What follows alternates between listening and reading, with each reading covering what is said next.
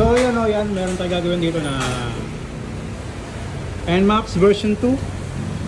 Yan, so bali, sa makina natin stock, nakapanggilid lang. Sa panggilid niya, RS8 yata to, natakpan na ng alikabok. Tapos JBT clutch lining, then JBT na pulley, then the rest stock na. So ang gagawin natin dito, sabi nung may-ari, ako na daw bahala kung ano yung kakabit. So bali chachapsuyin natin ngayon ang pyesa nito. So ang available ko lang head dito dahil wala akong TRF na 22-25. So anong head daw? Ako daw bahala. So 23-26 na head JBT dahil wala tayong 66mm na JBT. TSMP 66mm. Then sa crank natin, testingin muna natin kung makakakuha tayo ng plus 9. Pagka wala talagang plus 9, plus 6 ang ikakabit natin. Then ECU papalitan, RC Mini X-Lite lang. So yun, binabaklas na namin. So itong magneto, medyo nahihirapan kami ngayon, pero matatanggal din yan. Pupuk-puk-pukin mo lang yan, babambu-bambuhin mo lang yan, okay na yan. So kakalasin lang namin to, then yun, buuin na rin natin kagad. Yun o, Biyakinis, yun, super stock. Yun o, stock. Dahil wala tayong nakitang plus 9, so mauwi tayo sa JBT na plus 6. So yun na lang, lilinisin na lang to. Then papalitan natin ang mga stud dyan. Alright. Yan natin na yung kanyang crank. Plus 6. Wala lang. So wala lang isan lang to. Then pwede lang isalpak. Yan. Okay. Langisan mo. Pagod ka na naman pala.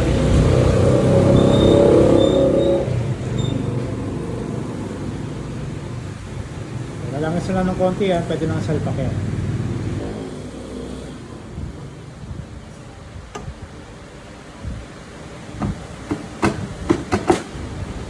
Yun, no? Smoothing. Ayan, lalamisan lang to.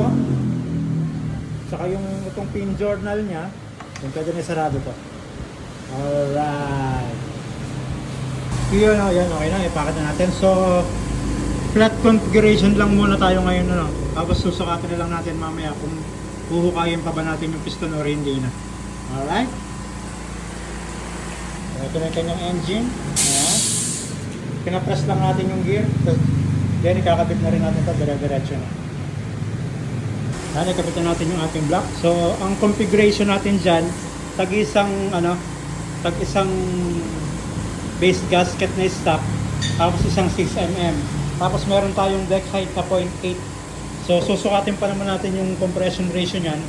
Bubuuin lang natin yung head. Pero bago natin sukatan ng compression ratio, check muna natin kung pasok yung kanyang valve bucket. Yan. Pagka pasok na yung valve bucket niya, okay na yan, wala na tayong babaguhin. Then sasara ulit natin. Tapos suka tayo ng compression ratio. So ang ginagawa ko na lang, sa spark plug na lang ako naglalagay ng fluid niya. Alright, so nakakabit yung ating ano matawag dito, degree wheel. So quick and easy finding your TTDC, True Top Dead Center.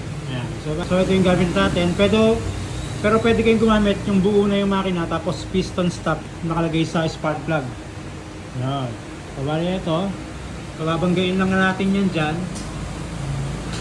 Point.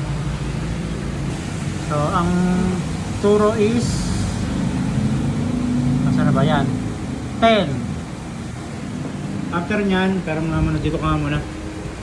Hawakan mo lang yung chain. So next natin dyan, atras na natin yung ikot para bumaba yung piston. Then hintayin natin tumukod ulit.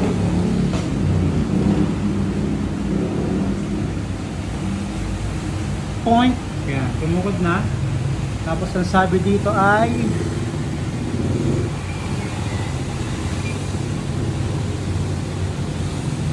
parang 20.5 to. 20. So 20. So ang gagawin mo dyan, 10 plus 10 plus 20 equals 30. So divide mo lang sa 2 yan. Divided by 2 equals 15. So ang gagawin natin dito, tatapat natin sa 15. 15.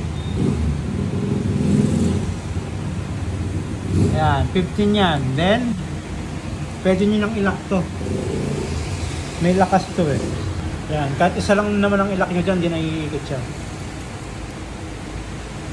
Ayan, kaya nakatapat sa 15. Then, alisin nyo yung piston stop nyo. Ayan, TDC. Tapat nyo sa 0. Ayan, nakatap dead na kayo. Ayan, hindi gumagalaw.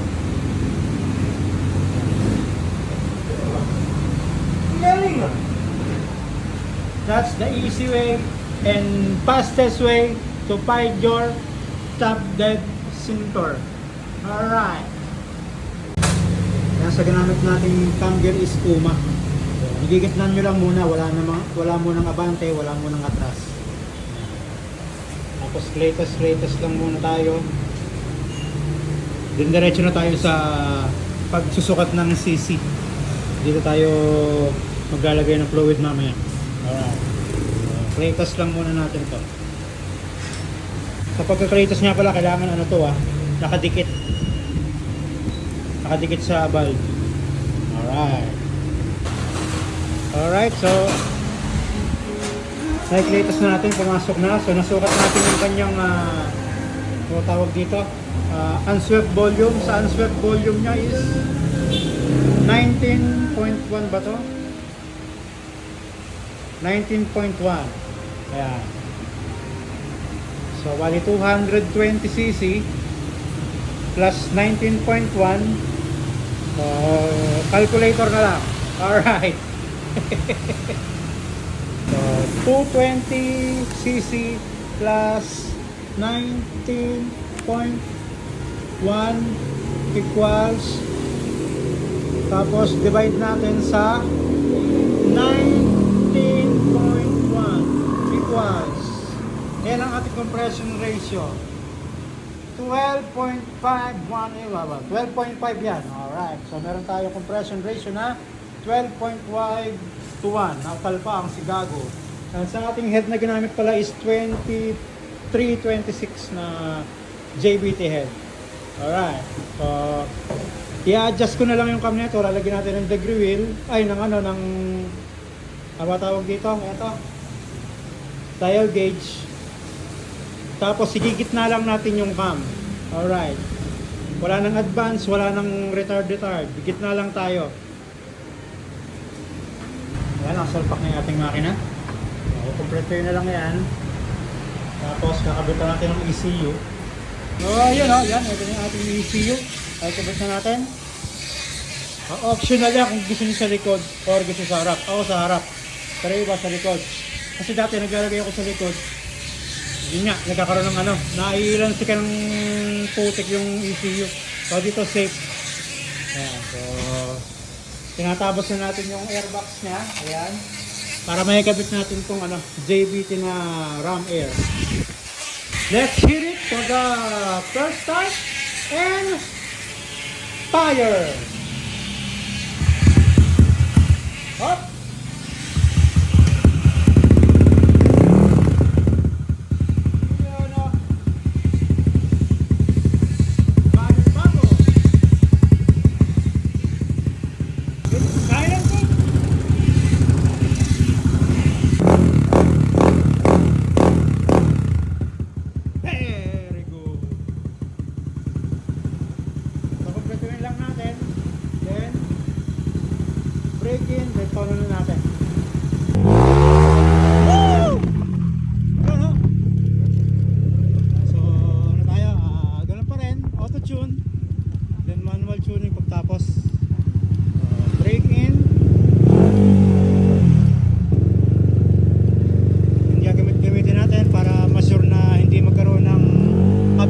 Pag sinuli na sa may-ari.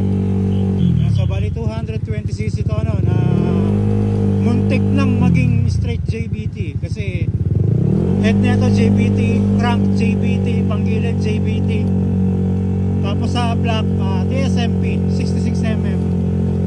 So obserbahan na lang natin to. Pagka ito naging okay na, sorry na dun sa may-ari to. Alright, then sa pipe na gamit natin, muntik nang maging racer.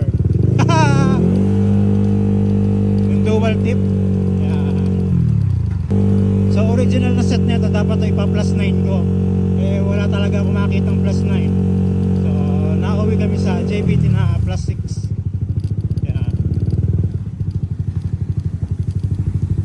So dito na lang natin tatapusin ang ating video. So maraming salamat po. Thank you.